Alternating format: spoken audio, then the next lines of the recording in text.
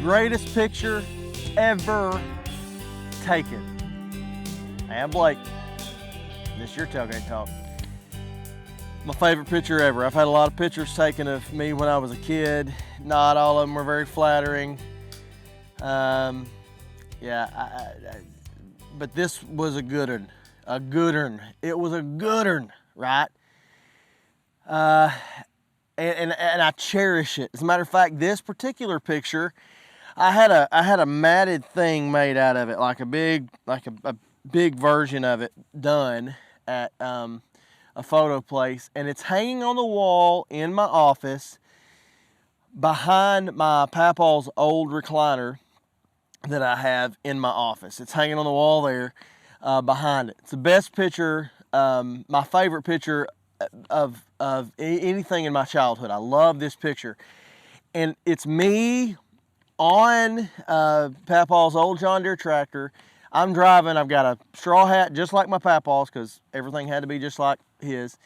And he is walking me through pulling up T-posts that were tomato stakes in one of his garden plots. Now here's the cool thing.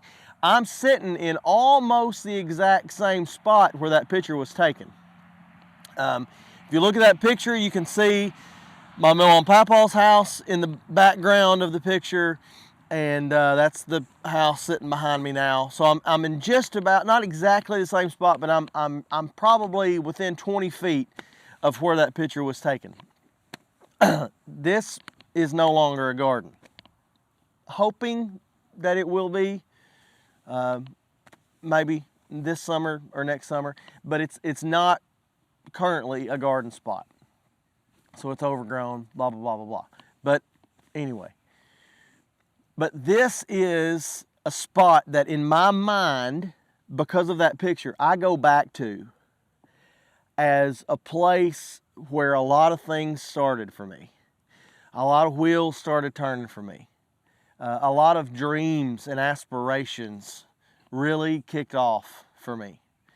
A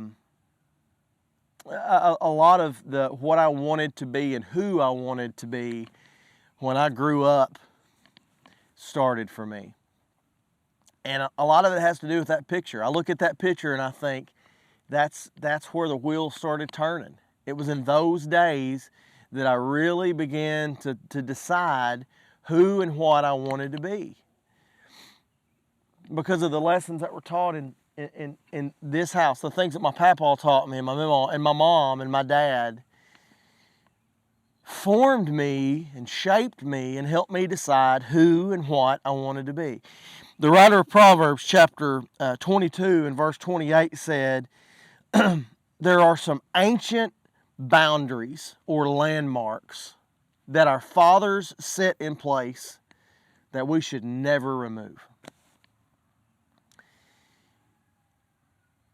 And I think about that in terms of the society and the culture in which we live that is always, it seems like our culture is always pushing boundaries, always pushing the limits, always trying to redefine what has always been defined.